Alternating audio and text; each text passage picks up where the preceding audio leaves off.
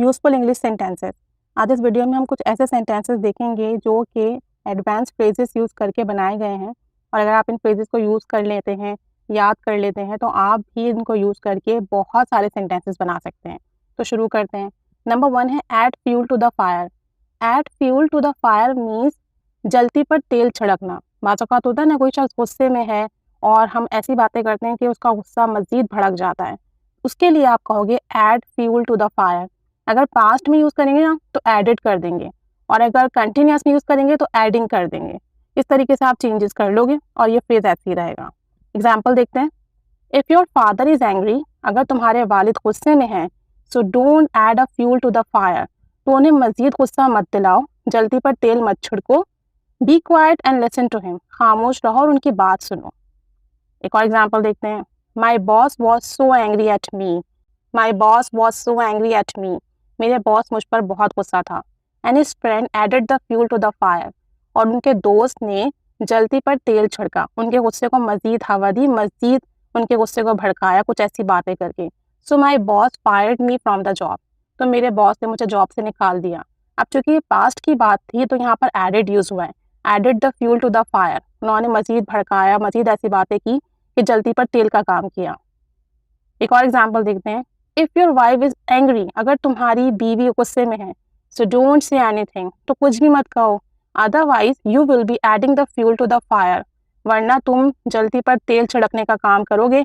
अब देखें, ये फ्यूचर कंटिन्यूस है। Will be adding the fuel, क्या करोगे तुम? जल्दी पर तेल छिड़कने का काम करोगे, and the matter will become verse, और हालात और ख़राब हो जाएंगे। तो फ्यूचर यूज़ करेंगे तो विल ऐड कर देंगे, कंटिन्यूस यूज़ करेंगे तो एडिंग कर देंगे, और इस तरीके से पास्ट यूज़ करेंगे तो एडिड कर देंगे। इस तरीके से आप add fuel to the fire अपनी कॉन्वर्जेशन में यूज़ कर सकते हैं। नेक्स्ट है get something off your chest. Get something off your chest mean अपने मन को हल्का फुल्का कर लेना। बाज़ औक़ात हमारे दिल पर बहुत बोझ होता है, ऐसी बातें होती हैं, ऐसे राज होते हैं जिसकी वजह से हम अपने आप को बहुत भारी महसूस करते हैं, हमारा दिल बहुत बोझल होता है। तो आप उस वक्त ये फ्रेज यूज़ करोगे, gate something off your chest, यानी बताकर, बातचीत कर कर अपने मन को हल्का फुल्का कर लो। एग्जाम्पल देखते हैं। Don't worry, you can share it with me, यार परेशान नहीं हो, तुम मुझसे शेयर कर सकते हो।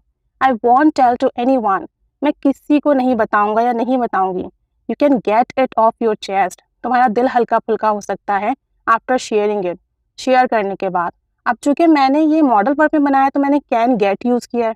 अगर आप पास्ट में बनाओगे तो गॉट यूज़ कर लेना, अगर कंटिन्यूस में बनाओगे तो गेटिंग यूज़ कीजिए, फ्यूचर में बनाओगे तो विल गेट यूज़ करेंगे, बाकी पूरा फ्रेज सेम रहेगा।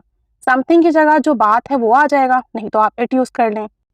You can get it off your chest after sharing it, तो तुम बताकर अपने आप को हल्का फुल्का कर सकते हो, अपने दिल को हल्का फुल्का कर सकते हो, ये बोझ उतार सकते हो। एक और एग्जाम्पल देखें।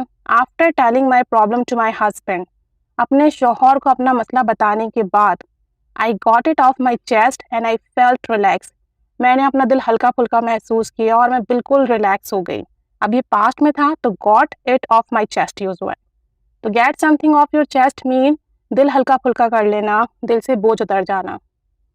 Next, it takes two to tango. It takes two to tango means ताली एक हाथ से नहीं बजती, यानी कोई झगड़ा हो, कोई लड़ाई हो, कोई बात हो तो किसी एक का कसूर नहीं होता, दोनों पार्टीज इन्वॉल्व होती हैं। तब आप कहोगे it takes two to tango. लड़ाई झगड़े में या किसी भी मामले में ताली एक हाथ से नहीं बजती, दोनों इन्वॉल्व होते हैं। Example, listen, I know her, she couldn't do like this, सुनो मेरी बात, मैं उसे जानता हूँ या जानती हूँ, वैसा नहीं कर सकती।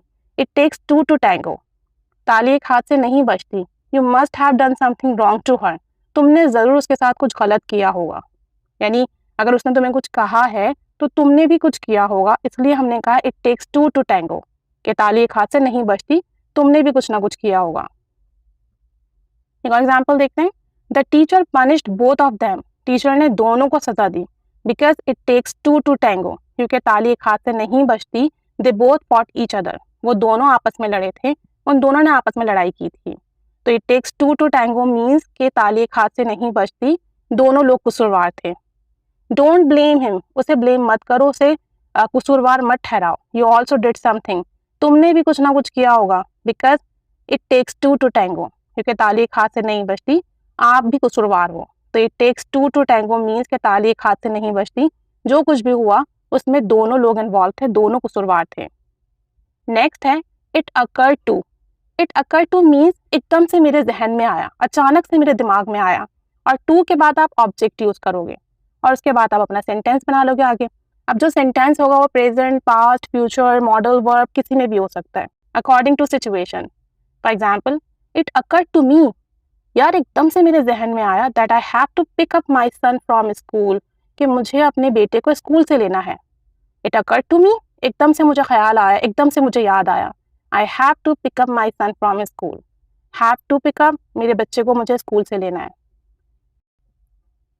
एक और एग्जाम्पल देखते हैं।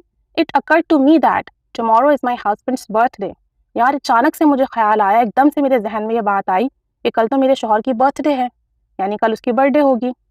एक और एग्जाम्पल देखते हैं। इट अकर टू हिम, एकदम से उसके जहन में ख्याल आया that he has to buy medicine, कि उसे दवाइयाँ भी खरीदनी हैं। अब यहाँ पर ऑब्जेक्ट चेंज हो गया, मी की जगह हिम आ गया, कि एकदम से उसके जहन में ख्याल आया। ऐसे ही अगर आप कहते हैं कि एकदम से उस लड़की के जहन में ख्याल आया तो आप कहेंगे इट अकर टू हर, एकदम से उसे ख्याल आया that she has to go to market, कि उसे मार्केट जाना है। तो आप इट अकर टू के बाद ऑब्जेक्ट यूज़ करेंगे और उसके बाद जो भी बात आपके जहन में आई है वो बता देंगे। अब वो tense, present, future, conditional, modals किसी में भी हो सकता है। नेक्स्ट है मुझे लगता है तुम्हें ये करना चाहिए। अगर आप ऐसी बात करते हो कि मुझे लगता है तुम्हें ये करना चाहिए, तब आप सिंपल कहोगे आई थिंक, मुझे लगता है, और फिर यू शुड के बाद आप वो एक्शन, वो वर्ब, वो बात कहोगे जो आपको लगता है कि करना चाहिए। जैसे मैं कहूँ I think you should apply for this job, मुझे लगता है I think you should apply for this job, आपको इस नौकरी के लिए दरख्वास्त देनी चाहिए। I think you should learn English, मुझे लगता है आपको अंग्रेजी सीखनी चाहिए। आई थिंक, मुझे लगता है, यू शुड के बाद आप अपना जो भी वर्ब एक्शन है वो बताओगे। लर्न इंग्लिश, आपको इंग्लिश सीखनी चाहिए। I think children should study extra books, मुझे लगता है बच्चों को एक्स्ट्रा बुक्स, इजाफी किताबें पढ़नी चाहिए। अब चूंकि बच्चों को करनी चाहिए तो यहाँ पे यू की जगह पे हमने चिल्ड्रन यूज कर लिया। एक लास्ट सेंटेंस देखते हैं। I think they should shift to Karachi, मेरे ख्याल से उन्हें कराची शिफ्ट होना चाहिए, मुझे लगता है कि उन्हें कराची शिफ्ट हो जाना चाहिए। तो ये फ्रेजेस हैं और फ्रेजेस के साथ आप बहुत सारे सेंटेंसेस बना सकते हैं। मैंने कुछ फ्रेजेस के साथ कुछ सेंटेंसेस बना के दिखाए।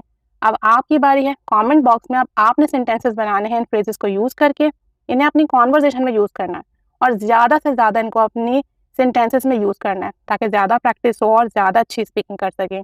So keep practicing, keep staying with us. Thanks for watching.